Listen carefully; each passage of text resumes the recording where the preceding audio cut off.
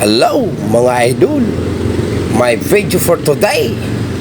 Ito muna, shoutout muna tayo. Shoutout po pala kay Doña Rhea de Guzman from Fistri, Barangay Pontoren. Shoutout sa mga taga Pontoren, shoutout. At lalong-lalo sa iyo, Doña Rhea de Guzman. At sa iyo din nanonood sa ating video, nakawalang kakwenta-kwenta, ay dagang salamat. At ikay nanonood sa aking video.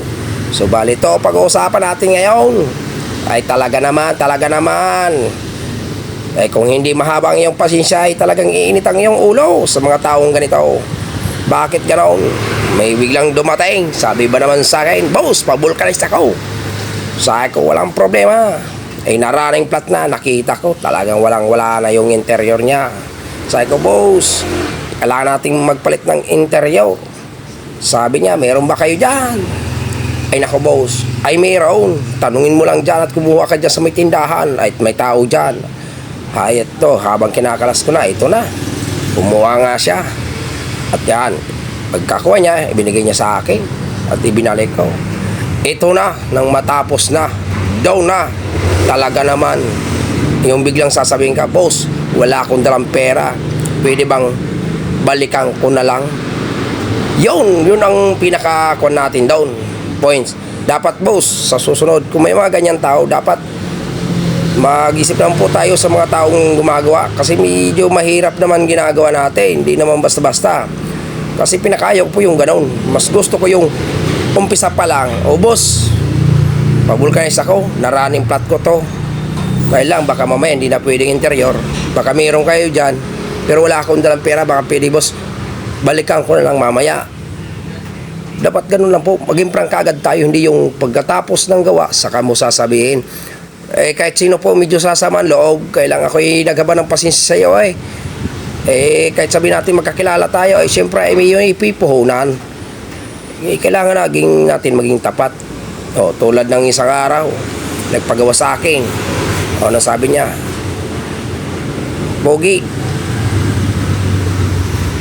plat ako kaya lang wala akong pera, mamaya pang pera ko, pwede bang daanan ko na lang mamaya? Yun ang pinakamaganda daw, yun ang pinakagusto ko, yung sinasabi agad.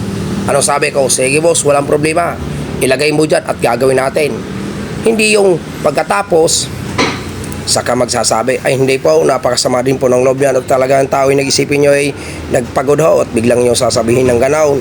Ay hindi ho, dapat ganaon. Ay isip nyo din po yung nararamdaman ng isang tao, hindi yung nararamdaman nyo lang ho. At ako naman madaling kausap, hindi ako mahirap kausap kasi naiintindihan ko yung walang wala. At ako'y handa naman tumulong sa inyo kasi trabaho ko yan at yan ay hanap buhay ko. Handa akong tumulong. Basta sa akin umpisa pa lang sasabihin nyo na, tapatin nyo na agad ako. Kung wala akong pambayad pa, walang problema sa akin.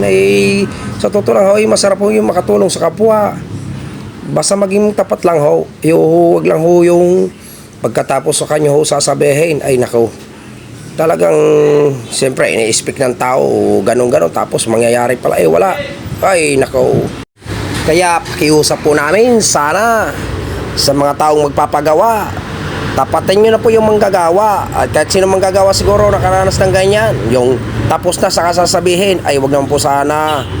Kasi kami po ay napapagod din. Mas gusto namin maging tapat kayo. Kung wala pa pambayad, wala po problema. Mas maganda po yung tapatin nyo yung manggagawa. Kasi ako naman po marami lang ganito dito sa amin na, boss, wala pa ako pera, mamaya pa, baka pwede. Walang problema yan. Ang iba bumabalik, yung iba hindi. Ay okay lang at least nakatulong tayo. Sa hindi bumabalik, ay walang problema at least nakatulong tayo. Ganon lang yun. Tandaan nyo, itong hanap buhay namin ay para sa pamilya po namin. Hindi po puro para saan. Kaya ito po si Master Pogi ang nagsasabing, nag-iisang gwapo kung sa bundok nakatira.